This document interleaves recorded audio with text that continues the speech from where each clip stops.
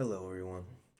Today, my project will be on the topic of abolitionist teaching pedagogy and the idea of the pursuit of educational freedom.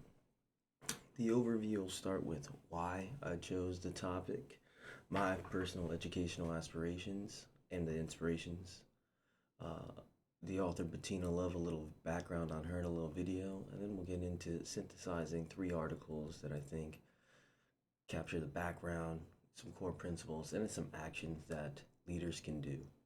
Finally, I'll relate it to the school system model and the PSLE standards, and then offer some few extra resources and some connections to school models that are currently going on. The questions I have center around the idea of how educators can utilize their power, position, and privilege to reimagine social systems within school environments. Educational leaders need to implement transformative practices that help all stakeholders gain ownership of the school community and really have to question, can equity be achieved in a system that was built on exploitation and not with black and brown bodies in mind? Education is inherently political, and how does a leader dispel individualism and promote collectivism with many conflicting mindsets and a volatile political climate? And what role do educators play in developing political capacity within their stakeholders they serve, which I think is the most important? Leaders, whether they know it or not, are inherently political, and we'll be sending a message not only to a school, but all staff, and we want to make sure it's clear and we know what we're pushing. I chose abolition because it's an idea to dream. I got into education because of learners like Amiri Baraka or Leroy Jones, who started the Black Arts movement. Um, they Leroy Jones thought of ways that children can learn in different ways, started a school based on acting and writing and directing, and used it as a way for students to be revolutionary with ideas and things they were seeing in their own communities. Paulo Freire also is a very big inspiration of mine, thinking of education not as transfer of information, but a act of cognition where teachers and students are sharing their learning. My dream is to reinvent the leadership position, and as the quote to the side says, take risks outside of the status quo and circulate tools that help us change our material conditions and have students look at learning from a civic standpoint. Abolitionist teaching simply asks us to be accountable for the pain we've caused others and restore justice and call into questions our liberal politics. Why are we having students walk through metal detectors daily, wanted daily, treated in this criminal way? This criminalization can creates harm and stops students from feeling full the second they walk in through a building. Couple that with inconsistency with school funding and this school to prison pipeline mindset, education at this time is very volatile, not just for the educators, but the students that have to enter these schools every day. I want to again get away from this idea of us being an exception because of the system we're in and working towards this collective movement where leaders are helping people across districts. We're not in these silos. We're pushing for educational justice across the state, not just pushing to move numbers up for a year. An SIP can be something shared. This picture, I think, encapsulates the idea perfectly. We're learning to unlearn generations of teaching. A leader, based off all the leadership we had before, could be a bit of a someone who pushes an agenda rather than grows one alongside their stakeholders. Bettina Love puts it perfectly here.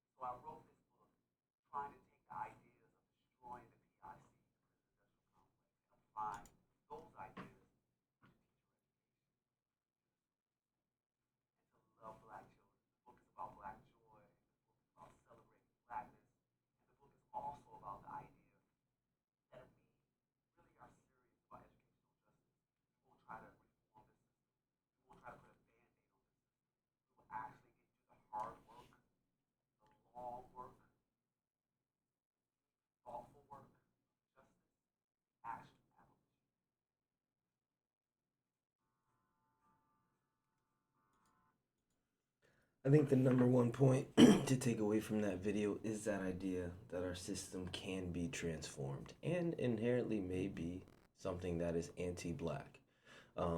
This is the heart of what future educators may have to, educational leaders have to deal with to acknowledge and accept that Americanist policies are anti black, racist, and discriminatory, and our schools play a role in perpetuating that harm. Uh, our schools have caused harm to young black kids, to young poor people, families, and it's something that if we go into it with, if we center our praxis around this idea, we can go into schools helping the most marginalized groups first, which could impact student achievement in ways we haven't seen. A great way to say what it's not is we're not trying to tear down bad schools. We're just trying to tear down the conditions that created it. And this idea of being radical and a radical leader is going to the root of problems. Abolitionist is this idea of loving, protecting, dismantling, and building, which I think fits perfectly with the role of an educational leader and a principal. You have to go in, have an idea of what you want to change, protect what's already there and perfect, dismantle things that are hurting people, and build in new policies that actually help the people around you. And Bettina Loves makes this really clear in a speech she gave to the University of Georgia in 2001. The next article, I think, gets into more of the principles and less of the background, is this idea of the fierce urgency of now building movements to end prison, which draws on a forum from Oakland, California, where people are really rethinking education and trying to challenge the carceral logics we have, these ideas to want to suspend, to want to put down students. How do we work to getting these classroom campuses inclusive?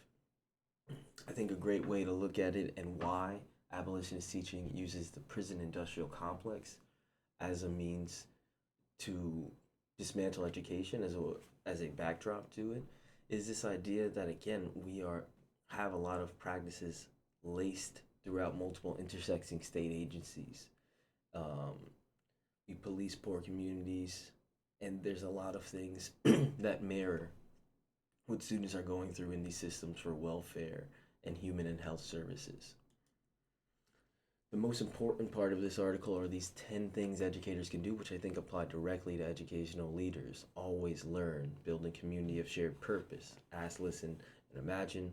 Policies matter as much as practice, which is a really important one I think educational leaders have to acknowledge.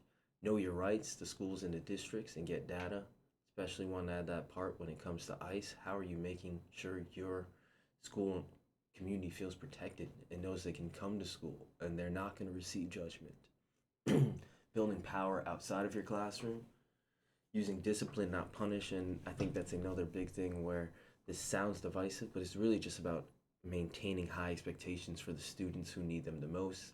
Leave no one behind. There's no student that should be forgotten. Create opportunities to express support, value, and share love to all that feel valued, teachers included, since we're doing all this hard work. Educate, organize, and collectivize. I think this talks about principals coming together on a higher level, making sure they can use their shared power together. Coupling that with this final article, Walking the Walk, Centering Praxis and Teaching Abolition, this article looks at a professor who challenges people to do the social justice work rather than just study it and research it. The most important parts that came from this were getting involved in local abolition and working with people who are dismantling the prison industrial complex around you, because it can go right in collaboration with the teaching work we're doing. You can actively connect students to this abolition work and get them involved into a something that is plaguing their community outright. They offer 4 steps that they have students engage in, which I think can be translated into staff. First, grounding your students in the complex history of institutionalized racism in the prison industrial complex. I think it's really important to talk about staff in the same vein, making sure they understand. Talk about the possibilities of defunding and demilitarizing a district, how much money could be saved. They shared how much money is shared on the district to police, and students were very shocked to know about 6 million of their dollars were going, and they questioned how their tax money was used, which is something I think can get students agency once they realize they are taxpayers who are controlling a lot of what the schools do. And then finally, invite student organizers to visit classrooms and set up some civic engagement, make it a part of curriculum where students are going out and helping. The final takeaways is I think education is linked with your personal praxis. You are going to model your theory, and students learn it whether it's voluntary or not, whatever your political praxis is. And abolition work, I think, again, gives that idea of helping the most marginalized rather than this idea of criticizing. It helps the people who need it most, centering your work around the people who are caught in the most harm of our educational systems. Again, it can be looked as divisive. I first was introduced to Abolitionist Teaching Network a few years ago, something I found really helpful. It was added to the Department of Education, but later taken for being too radical in forcing anti-white um, sub mindsets. I think it can also be conflated with critical race theory, which I don't believe it quite fits. Critical race theory is much bigger. Abolition works in tandem with critical race theory, but it is a praxis and pedagogy, a way to approach the work, not simply like CRT. It helps us move from these punitive frameworks to not just restorative, but transformative frameworks where all stakeholders have a place in making powerful spaces where people can be themselves, have tough conversations, and feel like a member of the community, feel like their problems can be talked about. When we're talking about PSEL standards, I think it directly connects to the first 3 perfectly when thinking about the sense of urgency and the 10 principles a leader can look at. If this abolitionist teaching can create a mission and vision and core values that keep justice at the center of everything you're doing. And when we're talking about student learning and achievement, I think justice is a great correlation or something to look right next to. In terms of ethics and professional norms, it again creates this idea of recognizing how we harm. There's this idea that teachers are giants to students and they look up to them no matter what grade. And the words we say very much stick.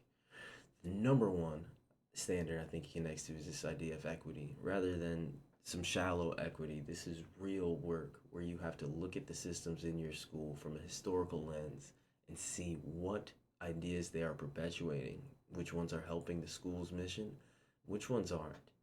Finally, ideating that community and care support for students doing the work is helping them take I take ownership of the care of the community and building that professional capacity for school personnel. I think it's a farce and a bad way to look at education if you don't recognize that it's inherently political. If you shy away from those conversations, it can make you look like a weak leader and have people trust you less. I trusted my leaders at my current school the most when they set their foot down about ICE not coming into our schools and us as teachers not having to worry about anything in that regard. And saying it to the students and there being signs of these outward expressions of politics can also create a sense of safety and show young leaders what is possible without necessarily taking an outright stand of left or right, just more of what should be right in our society.